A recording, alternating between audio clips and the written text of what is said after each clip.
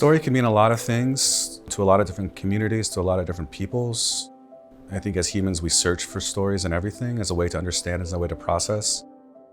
My name is Sky Hopinka, and I'm an artist and a filmmaker. I like to work in movie and image, written form, and photography. And I like to try to find different ways that those practices can intersect one another. So I make experimental films, I make documentary films, I make installation videos, I make photographs, and I like to write poems.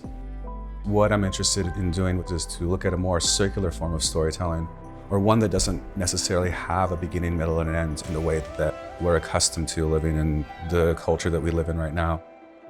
My first film was a documentary. It tended to be viewed by an Indigenous audience. Having that sense of who an audience is, that was really something that opened up a lot of possibilities for me in figuring out how to tell stories that are not only important to my community, but important to me as an artist, as a filmmaker, as a person, and as a Ho-Chunk person.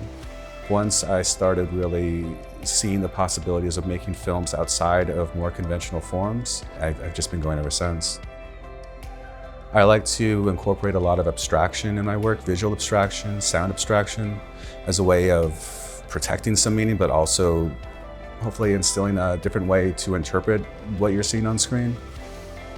I like to play with translation a lot as well. The subtitles that I'm using, they begin somewhat legible, but then break down or open up into all the possibilities of what a word can mean and how it can be translated. And that just points to the power dynamics of who's making the choices in translating.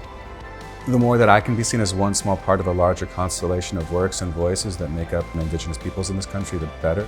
I hope that these works will also instill a sense of curiosity for an audience that might not be familiar with Indigenous film to see that there's more out there than the things they might have encountered, if they've encountered any of them at all.